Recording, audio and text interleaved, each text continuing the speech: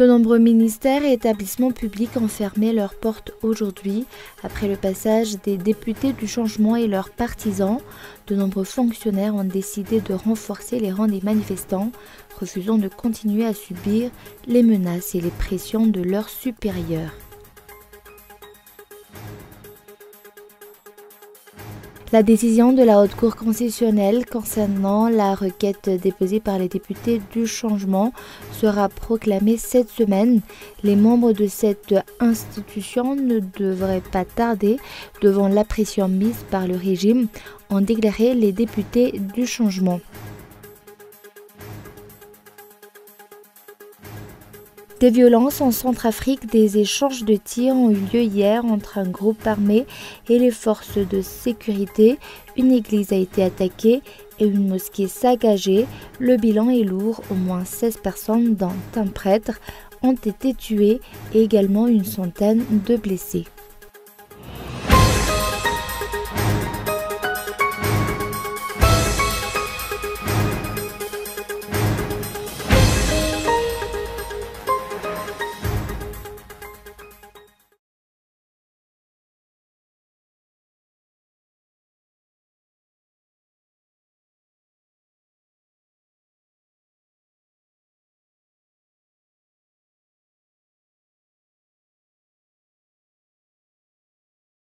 Bonsoir à tous et bienvenue dans ce journal en version française sur Cool TV. À la une, de nombreux ministères et établissements publics ont fermé leurs portes aujourd'hui après le passage des députés du changement et leurs partisans. De nombreux fonctionnaires ont décidé de renforcer les rangs des manifestants, refusant de continuer à subir les menaces et pressions de leurs supérieurs. Reportage. Les députés du changement et les manifestants se sont donné rendez-vous à 9 h à un mosquée ce matin. Ils sont allés faire le tour des ministères qui continuent de faire la sourde oreille face à leurs réclamations et à bafouer les droits fondamentaux des fonctionnaires. Ce parcours a débuté au ministère de l'Éducation nationale et s'est ensuite poursuivi en passant par le ministère du Transport.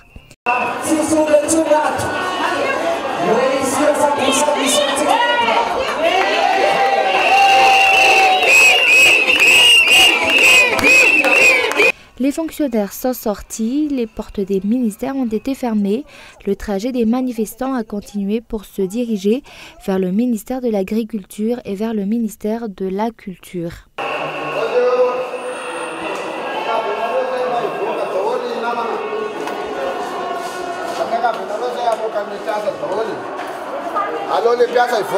Nous demandons à tous les fonctionnaires de sortir.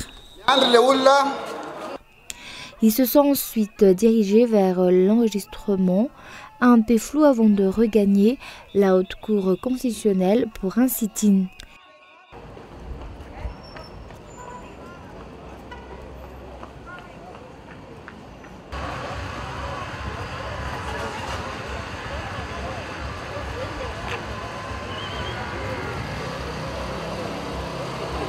La Haute Cour constitutionnelle a été entourée par les forces de l'ordre. Malgré cela, les députés du changement ont pu se rendre devant le portail de cette institution. La décision qui sera proclamée prochainement va soit instaurer la paix, soit enclencher une nouvelle crise. Après leur passage à la HCC, les manifestants se sont dirigés vers le ministère de la Population, le ministère de l'Énergie et la Jirama. Ces établissements, comme les précédents, ont par la suite été fermés et les employés sont sortis pour renforcer le rang des manifestants.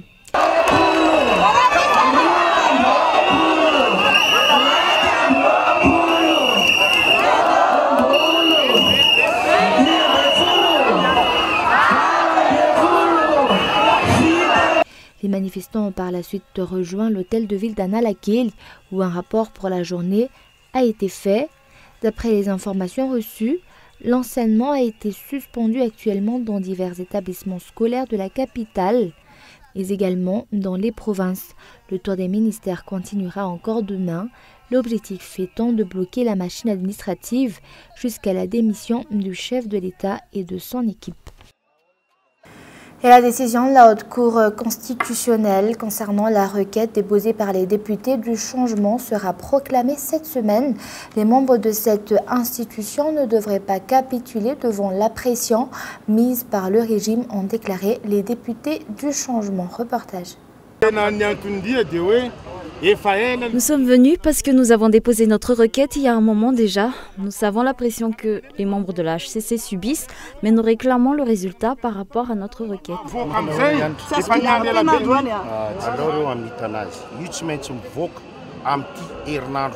Laissons les membres de la HCC travailler. Cette décision doit sortir cette semaine. Ça ne se fera pas tout de suite, mais cette décision va être proclamée.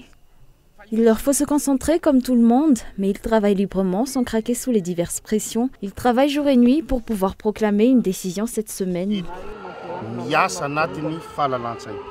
La décision de la Haute Cour constitutionnelle concernant la requête déposée par les députés du changement le 25 avril dernier devrait être proclamée cette semaine. Tous se tournent de ce fait vers cette institution pour connaître cette décision tant attendue d'après le député élu dans le district d'Ambans, issu du parti politique Malagasy Miaramiangy.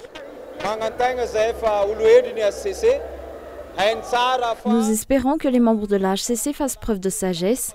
Ils savent que cette situation est due aux violations de lois faites par le chef d'État.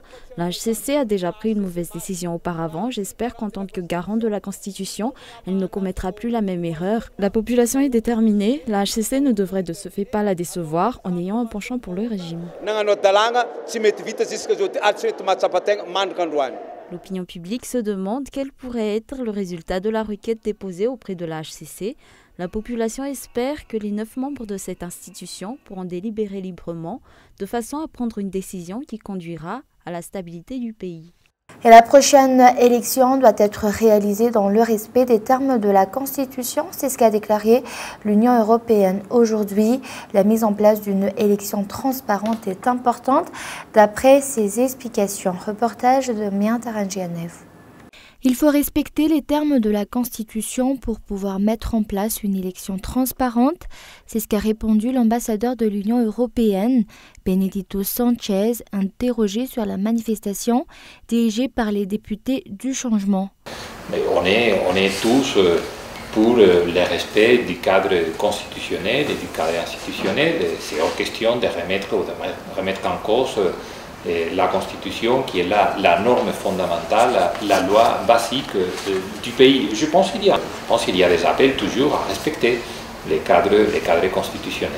D'autre part, les membres du Tanura Malagasy Miaramiangy ont déclaré que la décision pour une médiation face à la situation actuelle du pays a été prise trop tard.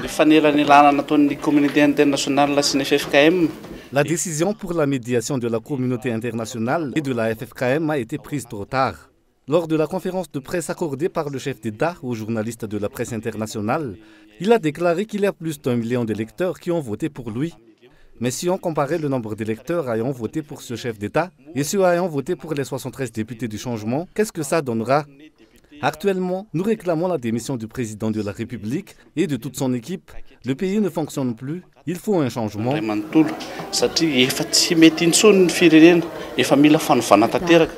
À Madagascar, des lacunes sont encore constatées en matière de respect de la Constitution, surtout en matière d'élections. Le non-respect de la Constitution constaté dans les projets de loi relatifs aux élections adoptés par les parlementaires a conduit à la manifestation dirigée aujourd'hui par les députés du changement.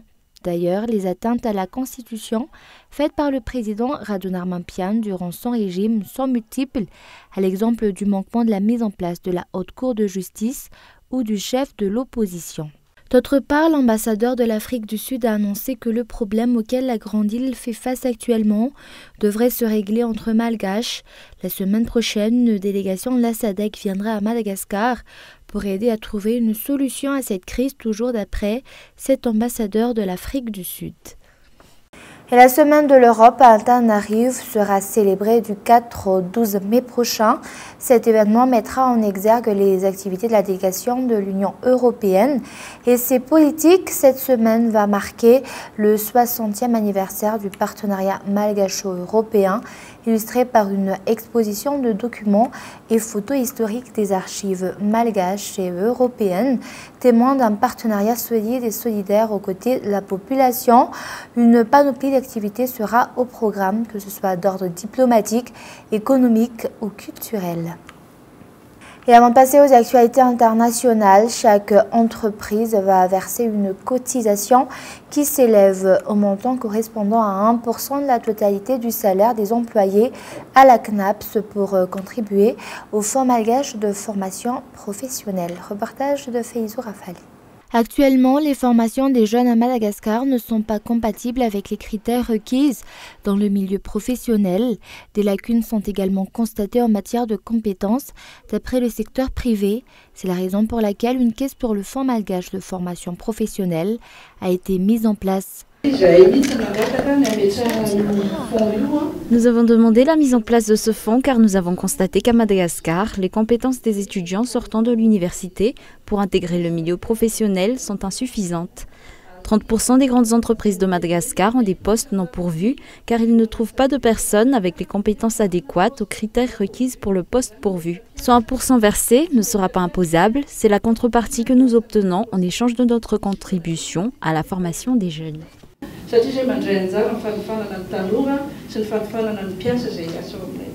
Comme le dispose la loi adoptée par les députés concernant ce fonds de formation professionnelle, une cotisation qui s'élève au montant correspondant à 1% de la totalité du salaire de leurs employés devrait être versée par chaque entreprise. Que ce soit bien clair, ils ne verront pas dans leur fiche de paye une réduction de 1%, mais ce sont les employeurs qui vont cotiser dans le fonds en question à hauteur de 1% de la masse salariale qui est distribuée à ses employés.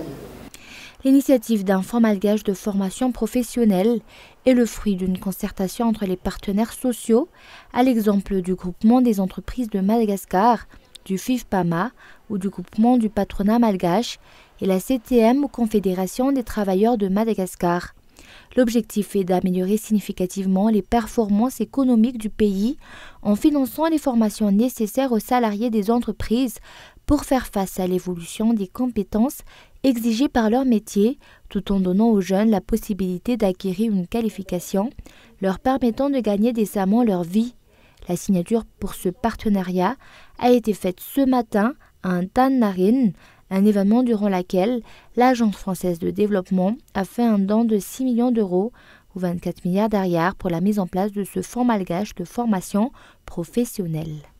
Et place maintenant aux actualités internationales. L'Arménie s'enfonce dans la crise politique. Les partisans de l'opposition maintiennent la pression. Ils bloquent plusieurs routes dans la capitale Erevan. Et le chef de l'opposition appelle à une désobéissance civile alors qu'il n'a pas réussi à être élu Premier ministre hier par un parlement dominé par le parti républicain. Reportage de France 24.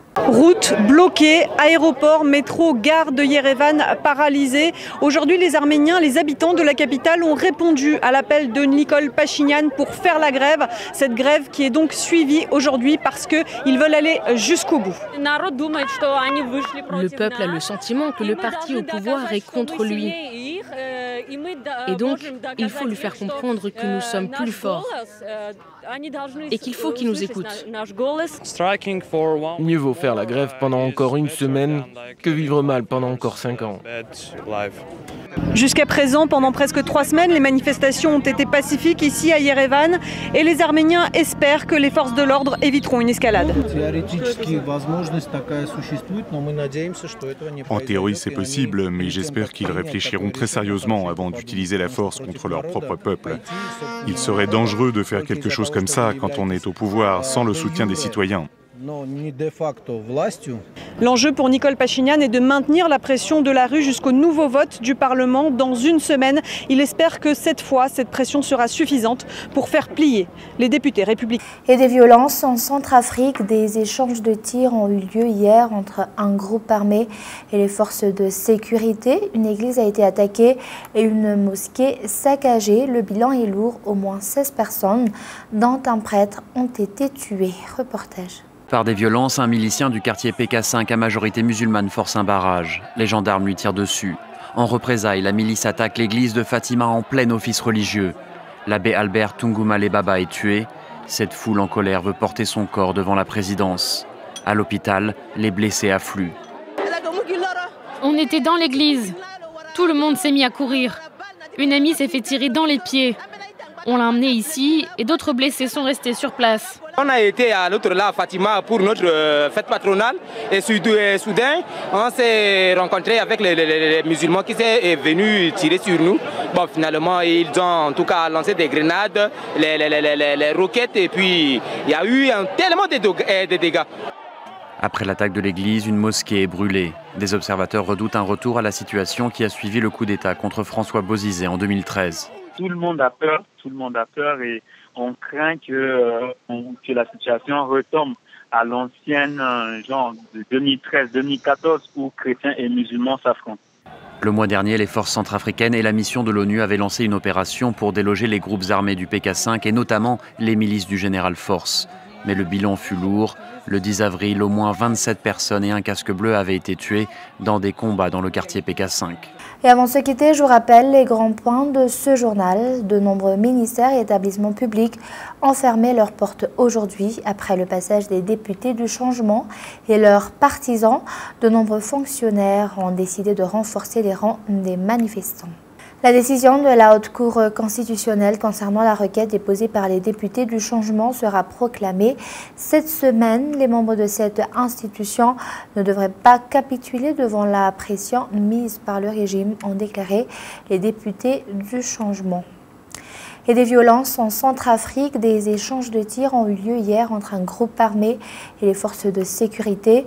Une église a été attaquée et une mosquée saccagée.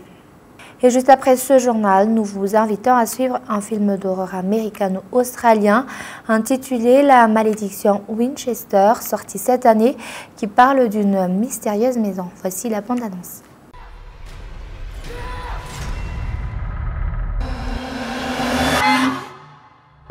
Madame Winchester, c'est un plaisir d'enfin vous rencontrer. Alors, pourquoi toute cette construction ? Les esprits tués par les fusils veulent que je construise, docteur. Il faut 13 clous pour les enfermer. Une fois qu'ils trouvent la paix, on peut les libérer. Votre haine ne nous vaincra jamais.